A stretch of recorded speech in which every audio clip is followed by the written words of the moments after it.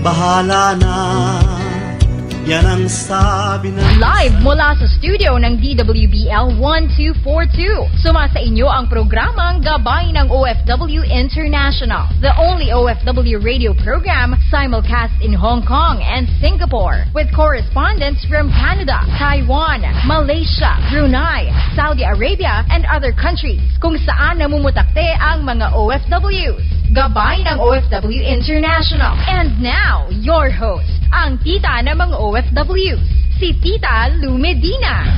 Hi! Magandang gabi sa inyong lahat. Ito si Tita Lou Medina. Siyempre, live tayo dito sa DWPL, 1242 kHz.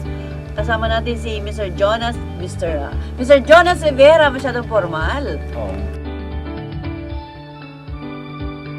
Tawag sa ating linya, 631-2646 at 631-2647, or pwede mag-text sa 0926-617-8082.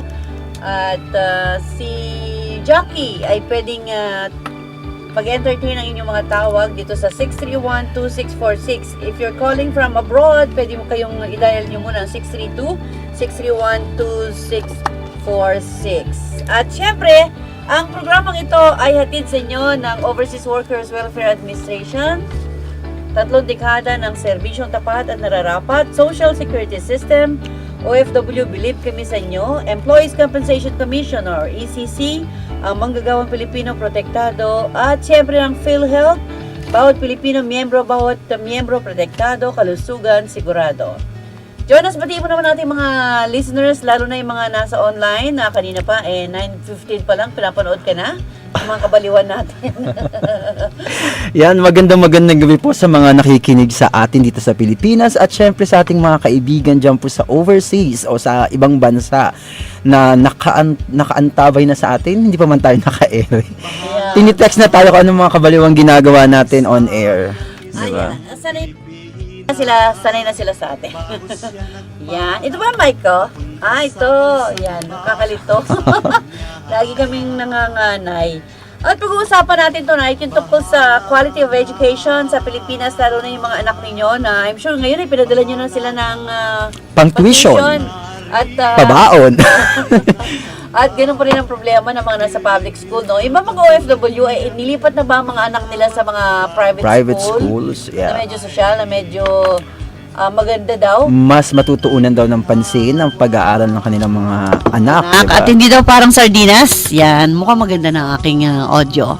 At siyempre meron tayong mga feedback from them. Tinanong natin kung ano ang masasabi nila sa quality of education. At siyempre Migrant Workers Day last June 7, kahapon. Yeah, Nagpunta ako June doon. 7. Daang-daang OFWs at kanilang pamilya ang dumalo sa 17th Migrant Workers Day sa PTTC, Philippine Trade and Training Center last June 7. At syempre pinangunahan ito ng DOLE, ng OWA at POEA ang selebrasyon bilang pagpupugay sa milyong-milyong OFWs at kanilang pamilya, mga bagong bayani.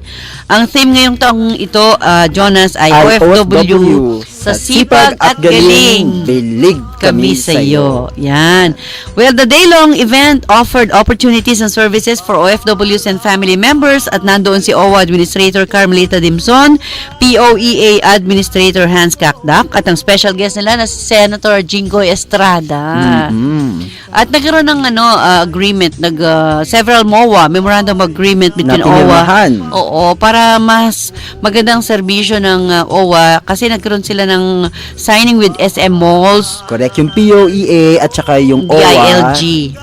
Ang OWA at SM Malls at POEA and SM Malls for the setting up of processing centers. Correct. That will provide convenient processing of OEC or Overseas Employment Certificates. And of course, yung mga OWA and Pag-ibig PhilHealth membership din, available na yun to some selected SM malls. At ang POEA, nag-forge din sila ng agreement with DILG. Correct. Para sa To combat yung illegal recruitments. Oo, intensive campaign against illegal recruitment dahil kahit na paulit-ulit nating sabihin na umiwas sa mga illegal recruiters, marami pa rin palang modus operandi ngayon. Oo, syempre Tita Lou, lalo na sa mga countryside natin na hindi masyadong aware sa mga nangyayari. At meron ng POEA on wheels sa Bulacan. Oo, ibig sabihin, Hindi na sila kailangan magpunta dito Hindi sa na sila- POEA. correct. Kaya tinanong ko kung ilan ba yan. Isa pa lang. Baka naman iniikot yung buong bansa. Sabi ko dapat maglagay kayo ng POEA on wheels sa mas malayong lugar. Like yung... Mindanao. Yeah, Ang dami kasi- kasi mga illegal recruitment Oo. nangyayari sa Mindanao. Oo, kasi nga, nandito yung mga main offices sa Ortigas. At yung OWA naman sa Pasay. Correct. Ang OWA, meron ng mga help desk sa iba't ibang local government offices. At yun namang... sige, game. Game.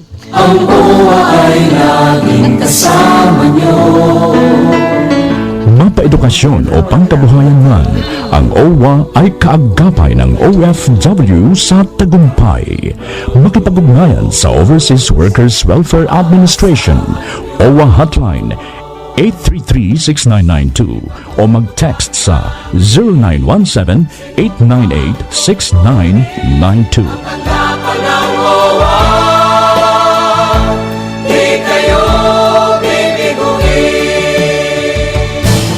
Ikaw ba ay manggagawang Pilipino na naaksidente o nagkasakit ng dahil sa trabaho? Huwag kang mabahala. Ang Employees Compensation Commission o ECC ay handang umalalay at tumulong sa iyo.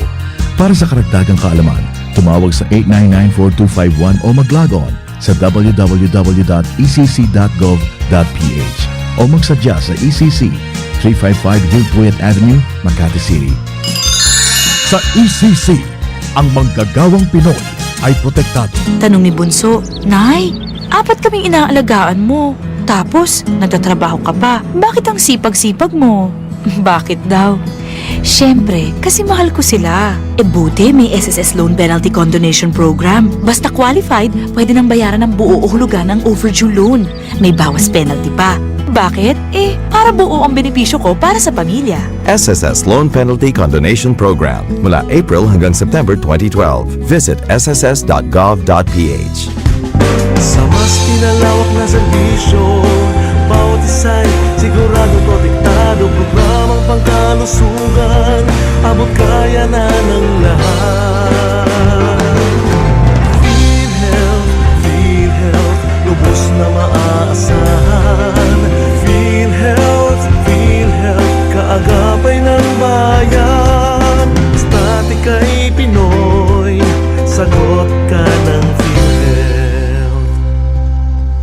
Okay! Maraming salamat sa OWA. Benefits of an OWA member for only $25 membership contribution. An OWA member is entitled to the following benefits: insurance and healthcare benefits, loan guarantee fund, education and training, social services and family welfare assistance, and workers assistance and on-site services. Yan. Pwede tumawag sa OWA 833-6992 or 551-6641 or 551-1560. At siyempre, maraming salamat din sa PhilHealth. Sa lahat ng mga PhilHealth member ng mga OFW, para sa lahat ng overseas Filipino workers, pagkatapos magbayad ng taon ng premium sa PhilHealth, mahalagang iwanan sa inyong pamilya dito sa Pilipinas ang inyong MDR or Member Data Record. Ito ang pangunahing dokumentong kailangan sa pag-avail ng benepisyo mula sa PhilHealth sakaling isa sa miyembro ng inyong pamilya ay magkasakit at kailangan ma-hospital. Pwede tumawag sa 441-7444 or mag-text sa 0918-963-5396 at 0917-512914.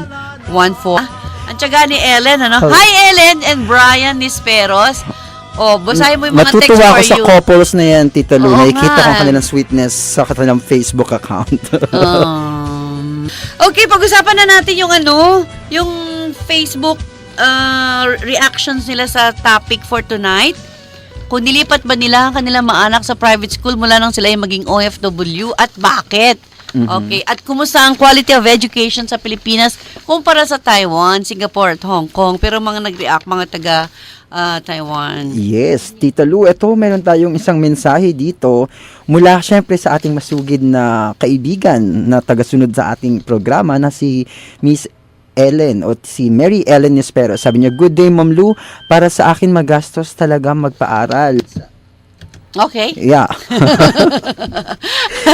Magastos daw talaga magpaaral sa atin. Especially meron daw siya isang grade 6 at meron siyang isang first year high school. Ako po, pero grabe, sobrang dami ang babayaran ng mga projects, then baon pa nila. Syempre, hihirit pa yan ng pag may mga lakad ng friends nila paminsan-minsan. Pero kung quality ang pag-uusapan, hindi naman po tayo nahuhuli. Marami pa rin schools na masasabi kong nakikipagsabayan din sa kalidad ng edukasyon sa Sa mga ibang private bansa. school, pero makikita mo naman sa TV para na silang sardinas. Di ba? Paano ka na makakapakinig sa isang teacher? Nasang katerba kayo, 50, 60, yung iba nga ay nag-aaral pa sa mga hagdan, sa Correct. pasilyo. Tsaka Tita Lu, kasi diba syempre short ang span ng attention ng Oo. bata. Kapag marami siyang nakikita, mas masyadong maraming kumukuha ng attention niya, lalong nawawala ang focus dun sa teachers. Lalo kung mainit, ano? Alam mo naman sa Pilipinas, di ba Oo napakainit? nga. Pero kung nasa labas ka na, mas manunig lang siguro. Pero parang ang saya-saya no, kapag marami kayo. Pero kung wala ka Totoo. namang marinig, lagi nakasigaw Oo nga. na yung teacher mo, wala ka pa marinig kasi ang dami-dami nyo. Actually, Kaya kung kakayanin na rin lang sa private school, pero Correct, napakamahal. correct. Napakamahal ngayon. totoo naman, Tita Lu, yan. Nako, talagang kami, halos lahat kami mga magkakapatid, lahat kami sa private schools. Pero at that time, ni bagong damit, wala kaming mabili. Dahil kababayad sa mga Ako tuition din, fees. private school, mga anak ko, Miriam College. Correct, Napakamahal. Mahal Kaya talaga. lang, maganda rin naman mag-invest sa edukasyon. Kasi, after graduation, talagang nakapasok sila agad sa trabaho. Sa name pa lang ng school.